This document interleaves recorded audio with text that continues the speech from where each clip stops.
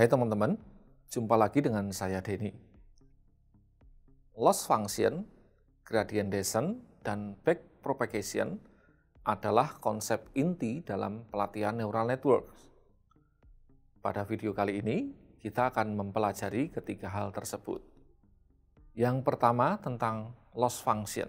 Loss function adalah fungsi yang mengukur seberapa besar kesalahan atau error antara output yang dihasilkan oleh neural network dan nilai target yang seharusnya.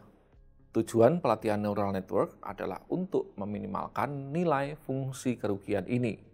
Dalam banyak kasus, fungsi kerugian juga disebut sebagai fungsi objektif atau cost function. Gradient descent adalah metode optimisasi yang digunakan untuk mengupdate parameter, bobot dan bias dalam neural network dengan tujuan untuk meminimalkan fungsi kerugian. Secara sederhana, algoritma gradient descent bekerja dengan menghitung gradien berupa turunan parsial dari fungsi kerugian terhadap parameter dan kemudian mengubah parameter dalam arah yang berlawanan dengan gradien atau turunan untuk mencapai nilai minimum lokal atau nilai minimum global. Backpropagation adalah algoritma yang digunakan untuk menghitung gradien atau turunan dari fungsi kerugian terhadap semua parameter dalam neural network.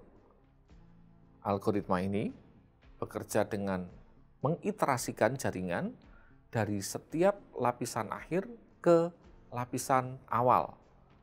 Kemudian menghitung gradien di setiap lapisan dan mengirimkan informasi gradien kembali melalui jaringan.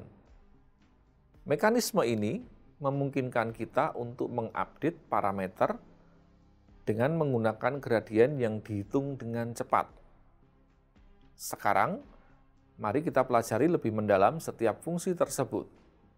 Loss function pada umumnya dinyatakan dalam dua kategori utama, tergantung pada jenis masalah yang dihadapi, untuk masalah klasifikasi dan untuk masalah regresi. Kita akan melihat loss function untuk masalah klasifikasi.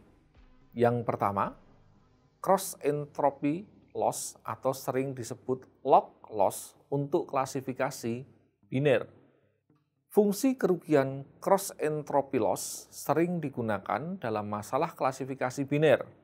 Fungsi ini mengukur perbedaan antara probabilitas prediksi dan probabilitas yang diharapkan dalam angka 1 atau 0. Fungsi matematis dari cross entropy loss dapat dilihat pada gambar ini, di mana N adalah jumlah sampel data, YT adalah label sebenarnya 0 atau 1, dan fungsi P terhadap Y adalah probabilitas prediksi bahwa sampel I adalah kelas produktif T.